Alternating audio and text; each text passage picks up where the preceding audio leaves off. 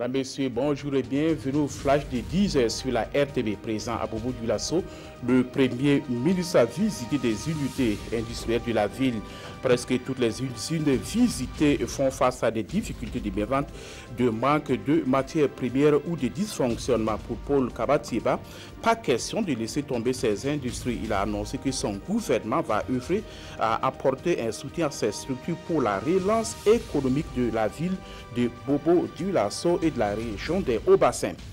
Le ministre en charge de l'agriculture a visité en fin de semaine plusieurs champs dans les provinces de Oué et de Kénédougou. À travers cette visite, Jacob Ouedraogo entend prendre le pouls de la campagne agricole dans ces localités. Et malgré les difficultés rencontrées avec l'installation tardive des pluies, la campagne présente des signes d'espoir à entendre les acteurs. Ouagadougou a abrité hier une rencontre régionale sur l'acajou. C'est une filière porteuse sur le plan économique et les acteurs entendent mieux la promouvoir pour conquérir le marché international.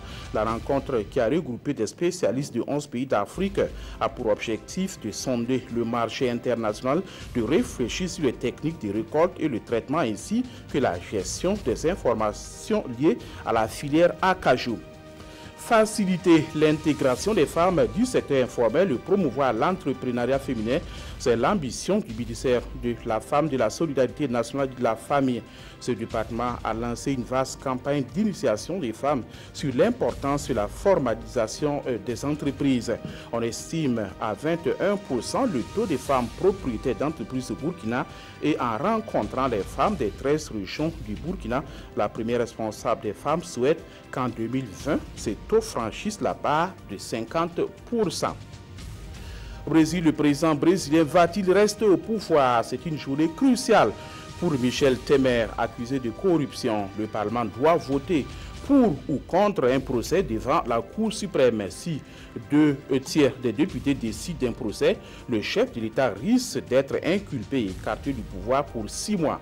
Il a négocié en coulisses ces derniers temps pour s'assurer du soutien d'un maximum de parlementaires. Le président est accusé d'avoir reçu 140 000 € de pots de vin de la part du géant de la viande GBS impliqué dans le gigantesque scandale de corruption au Brésil. Voilà, c'est l'essentiel de l'actualité sur la RTV. Merci d'avoir suivi. Passer une excellente journée en compagnie des programmes de la chaîne au cœur des grands événements.